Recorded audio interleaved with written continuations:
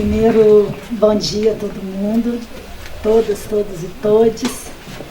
Eu queria dizer inicialmente da alegria de ter dado sequência a um período no IEAT com uma equipe grande que fez uma pesquisa sobre adolescência e infração. Essa pesquisa, junto com o CRISP e o Psilax, que eu coordeno na psicologia, gerou uma pergunta que produziu um segundo movimento no IEAT, transdisciplinar também, que fez a gente se perguntar, a partir de um olhar trans, né, de diferentes campos de pesquisa, como que era possível que a população de adolescentes autores de ato infracional fosse quase 100% negra, periférica, pobre, e que certamente não era apenas uma coincidência essa estatística. Então, depois de uma pesquisa muito intensa com educação, direito, sociologia, psicologia, o IEAT brindou a gente com a possibilidade de continuar. Dessa vez eu fiquei como professora residente no segundo edital.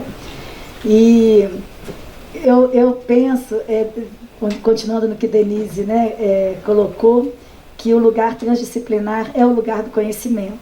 Mas é muito bom ter o IEAT, porque isso faz a gente lembrar todo dia que a gente não pensa sozinho, né? Então a gente não abre mão dele, ao contrário, né? Como ela mesma já colocou. Eu queria também fazer coro aos colegas e agradecer ao professor Estevam, que mais do que um diretor é uma pessoa que põe a gente a trabalho, faz a gente dar saltos, né, estratosféricos, fazendo a pesquisa que às vezes tem um ar local, algo que parece circunstancial, ganhar um valor e um espaço e um diálogo internacional muito importante. E aí eu fico também com o segundo ponto, né? A gente precisa publicar em todas as línguas, né? Não negar nenhuma, mas aprender a conversar nessas múltiplas formas de diálogo, porque as múltiplas línguas marcam o corpo da gente, né? Eu vou abrir daqui a pouquinho, inclusive, com uma citação que fala disso. Mas eu queria dizer que essa pesquisa, apesar de eu ser professora residente nesta situação, ela é parte de um trabalho muito mais amplo, que me envolve como coordenadora no Psilax, que é o Núcleo Psicanálise e Laço Social no Contemporâneo. Não, acho que não vai dar, Fábio. Cadê Fábio? Se não der, não tem problema. Eu queria apresentar o Psilax para vocês. Você acha que não vai dar, não? Acho que a internet caiu. Tá. O Psilax é esse núcleo que tem 5 projetos, ou 5 programas acontecendo dentro dele. Ele está sediado na Fafiche, no Departamento de Psicologia. A gente tem um eixo que trabalha, são 5 programas. O primeiro deles trabalha com adolescência e infração, com clínica, pesquisa e formação permanente junto à SUASE, que é a política voltada para a adolescência autora de ato infracional. Uma segunda frente em que a gente trabalha com interfaces, especialmente a psicanálise e o direito, discutindo nesse momento o pensamento social brasileiro e como que ele molda os nossos impasses atuais. Uma terceira frente, que a gente chama, a última eu quero falar mais especialmente dela, porque ela é produto dessa pesquisa. A terceira, que a gente chama de conexão, que foi a nossa subida para o mundo virtual. A gente, com a pandemia, viu que a universidade pública precisa manter a sua vocação extramuros, e o jeito que a gente encontrou foi se virtualizando. Eu ia mostrar também o nosso Instagram e o nosso site em construção, mas problema nenhum, super tranquilo. Já interfaces, conexão, e a gente tem um projeto que nasceu dessa pesquisa, que é a Ocupação, que eu vou deixar para falar depois. Pode deixar. O Instagram, né? A gente então subiu, né, para o espaço virtual, com uma marca bem de difusão, né, de ideias e projetos e percursos, né, desses. Podemos colocar? Desses projetos que eu falei para vocês. Por quê, né, que eu quis apresentar o Psilax? Porque é engraçado, a gente é professor residente, mas a gente nunca fala sozinho, né? Todos os colegas tiveram a preocupação de colocar a lista, né, das pessoas que participaram das pesquisas, e eu queria dizer que quando eu falo, são essas múltiplas vozes que, pensando juntas, né, diariamente, a gente tem, todos os projetos acontecem semanalmente, sexta-feira de manhã, quarta-feira de manhã, segunda-feira à tarde, a gente tem reuniões permanentemente.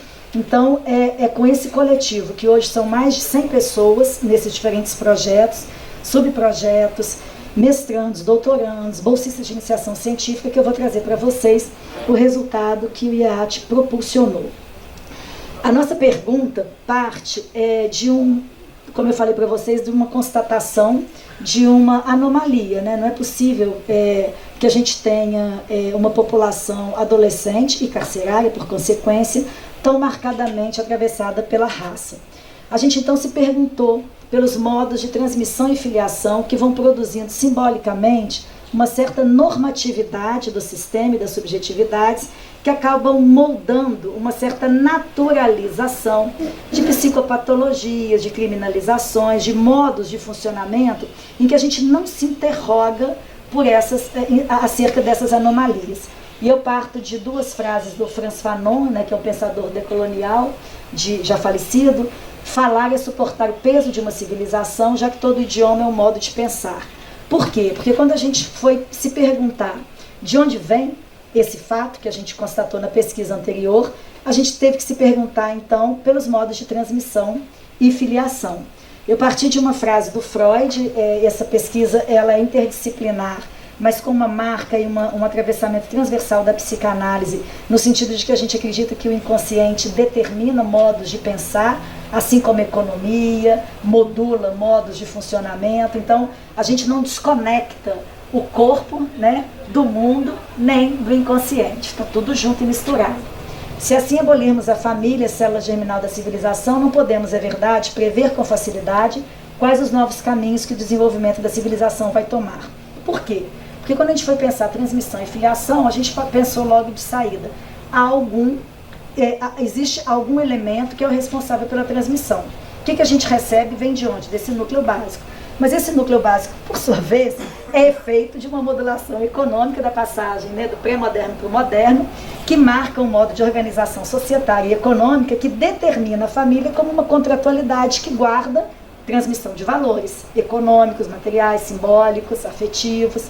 E o Freud faz essa pergunta num texto em que ele questiona como que anda o mundo. E ele fala, há um mal-estar. Esse mal-estar é estrutural, mas ele ganha forma na história. E aí,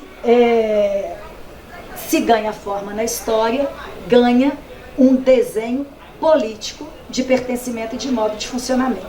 Então a gente começou nesse caminho, investigando os modos de filiação e transmissão contemporâneos, característicos de populações em situação de vulnerabilidade, colaborando diretamente com as políticas públicas. A gente trabalha com o Centro Pop Miguelin, com formação permanente, com a SUASE, com formação permanente, com a Prefeitura, com pesquisa e formação. Então a gente está o tempo todo dentro da universidade, na cidade, especialmente nessa interface com as políticas públicas, nos distintos projetos que a gente executa e alavancados por esse nos últimos 2 anos. A gente trabalhou especificamente com casos de adolescentes autores de ato infracional através de uma metodologia que a gente desenvolveu que se chama narrativas memorialísticas, que associa arte, estética, sociologia, criminologia e psicanálise, numa metodologia em que a gente só pergunta assim para o sujeito: conte-nos sua história de vida.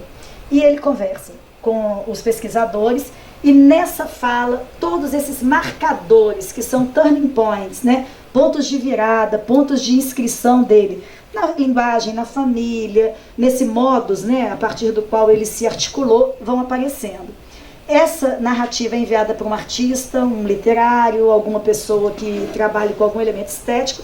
Essa pessoa lê o caso, produz uma obra, pode ser uma performance, pode ser um quadro, uma fotografia, e enquanto isso a gente está pensando sobre esse material e chamamos ao final quem conversou com a gente para no encontro entre o saber formal da academia, a dimensão estética, né, desse modo de operar uma leitura do humano, e o próprio saber informal da pessoa que respondeu, possam produzir um conhecimento que seja menos distante da realidade, mas que ganhe uma forma que possa ser passível de ser transmitida. Então a gente analisou casos de adolescentes autores de ato infracional com essa metodologia e estudamos casos da justiça numa parceria com o Direito, o projeto Ciranda, que são casos de adolescentes que estavam protegidos da própria família pela justiça. Porque a gente achou que ali, esgarçado o tecido social a ponto do Estado ter que intervir na intimidade de uma família, né, para proteger uma criança ou um adolescente, a gente ia encontrar algo interessante. Além disso, a gente revisou uma noção clássica de Édipo, que era sempre uma tensão no campo contemporâneo, né, pensar que ele é um padrão normativo de gênero, de subjetividade, de amoldamento, sei lá se essa palavra existe, né, mas das nossas subjetividades a um certo regime de poder. A gente então colocou esse conceito em ação e conversamos com uma equipe transdisciplinar internacional ao mesmo tempo, numa rede que se chama RICA, Rede Internacional de Investigação em Criminologia e Psicanálise. Então a gente estruturou esses casos da socioproteção junto com essa equipe, que a gente se reunia a cada 2 meses e depois a cada 1 mês para discutir esses casos nessa dimensão transdisciplinar. Em termos de resultados teóricos, a gente percebeu que sim, há uma relação simbólica diferenciada e hierarquizada discursivamente, que nasce com o corte da modernidade, quando a raça estratifica o que é humano, subhumano ou desumano, né, em torno de um modo colonial de poder, que afeta epistemologicamente, ontologicamente, em termos de decisão em relação a gênero e ao modo como toda essa produção de mundo e de gente vai se conformando. Essa mudança estruturada hierarquicamente, ela é invisível, e especialmente invisibilizada à força ou de maneira dócil, né, discursivamente. Isso produz, então, uma herança colonial que é transmitida de modo encriptado. Uma das dissertações conectadas com esse projeto discute a frase amor só de mãe, porque essa mestranda que trabalhava com as políticas públicas na socioeducação, ela achava curioso um jovem especialmente, a gente tomou como caso esse jovem e uma situação de coletivo envolvido com o tráfico de drogas, foram 2 situações analisadas. Ela achava curioso o jovem tatuar amor só de mãe, esse jovem especialmente, que a mãe trancava no quarto para dar festa, que a mãe dava para o padrasto e o padrasto trancava ele no porta-mala do carro para poder deixar a mãe em paz, e a gente achava que havia algo estranho, né? Um amor só de mãe transmitido dessa forma, né? Que amor é esse? E o exemplo empírico que a gente encontra num texto dialógico com a Rita Segato é de que amor só de mãe é uma palavra-chave de um programa higienista da década de 30, que no período pós-abolicionista, já com a evolução, né, da ama de leite para ama seca, que se tornaria babá, tentou romper com um certo traçado que a escravização traz para a gente e criou uma campanha amor só de mãe. E a gente achou curioso que essa frase higienista, que vem da medicina, apareça hoje tatuada sem nenhuma forma de tradução histórica ou de inscrição. Então a gente trabalhou nesse segundo ponto com a ideia de que a herança colonial ela aparece encriptada em signos corrompidos, ganhando uma materialidade que muitas vezes não é traduzível, mas que guarda toda essa violência da herança colonial. A gente trabalhou também a ideia, porque a gente sempre pensa que ódio, ou em psicanálise a gente chama isso de pulsão de morte, né, que é um elemento que a gente trouxe do campo da psicanálise, são modos de destruição ou de não conexão. Mas, ao contrário, nessas reuniões internacionais, a gente se deu conta de que a violência e o ódio são modos de transmissão de um afeto que não ganha significação, mas que é transmitido nas relações intergeracionais, alterando, inclusive, um padrão que seria vertical numa família burguesa clássica ideal que nunca existiu, né, ao longo da história. Ela é uma ficção jurídica e uma ficção simbólica, e a gente viu que as relações acontecem tanto de maneira horizontal, vertical, como transversal, marcadamente pelo ódio ou pela agressividade nas relações interpessoais, o que traduz uma maneira endorracista de operação, que acaba criando laços muito mais pela suspeita do que pela confiança.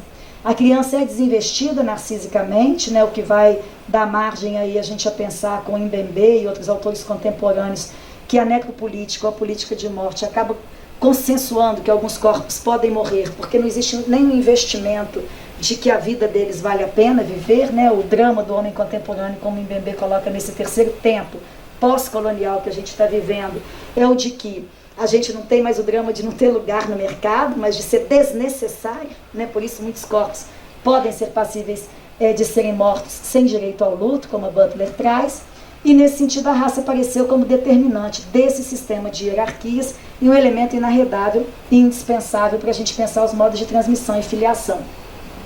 Para concluir essa parte teórica, a transmissão veicula junto à contingência familiar a norma hegemônica, reproduzida de modo violentamente orientado, colonizando o inconsciente a partir de categorias materiais, né, tomadas muitas vezes como familiares, mas que corrompem a relação histórica e afetiva.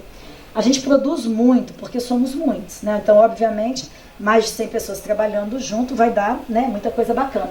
A gente criou 3 novas linhas de pesquisa, 2 estão financiadas pelo CNPq e uma está financiada pela FAPEMIG, 2 redes internacionais, a gente fortaleceu e ampliou o RICA com países do centro-sul, né, do globo, que a gente ampliou e a gente foi vendo que essa conversa, né, com a Colômbia, com a Bolívia, com a Argentina, era tão ou mais importante do que a conversa, né, com a Europa, que era é ainda um grande interlocutor nosso, mas então a gente ampliou a rede RICA e fundou a rede Ubuntu. A rede Ubuntu, ela tem malasianos, sul-africanos, colombianos, brasileiros, porto-riquenhos, que vem tentando pensar numa matriz orientada pela psicanálise, como eu falei para vocês, né, minha terra-mãe, vamos dizer assim, epistemologicamente falando, a gente vem tentando pensar como que os processos coloniais afetam a subjetividade contemporânea.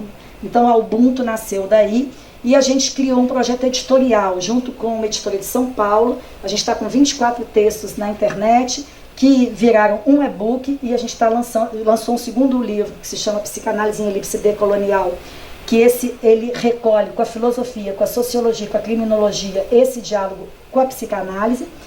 E a gente realizou vários seminários, colóquio, estamos com 2 projetos com as políticas públicas, né, contratados, já assinados e já em curso. E o que eu queria me deter agora é para mestrados e doutorados, disciplinas, né? E o que eu queria me deter nesse projeto de extensão antirracista, ocupação psicanalítica, que acabou de ser premiado como uma das ações em psicologia de direitos humanos brasileira, reconhecida junto a mais 8, né, somos muitas, no trabalho antirracista que o Brasil vem cada vez mais empreendendo com força e com decisão.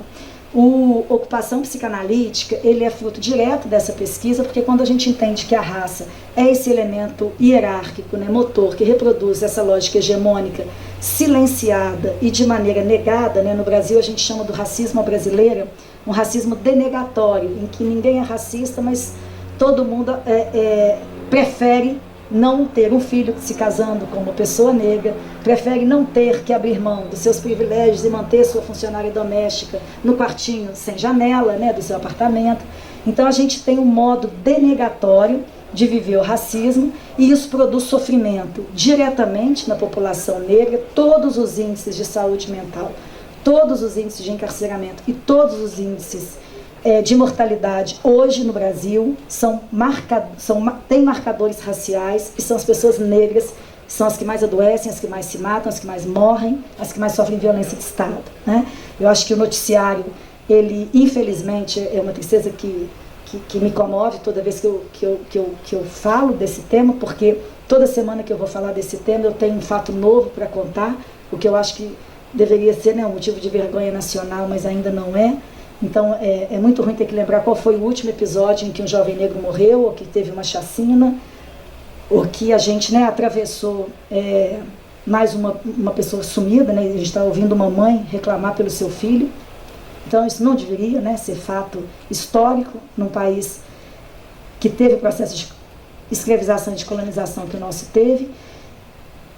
E a ocupação psicanalítica então nasceu dessa constatação de que ser branco é fazer parte desse sistema de privilégios.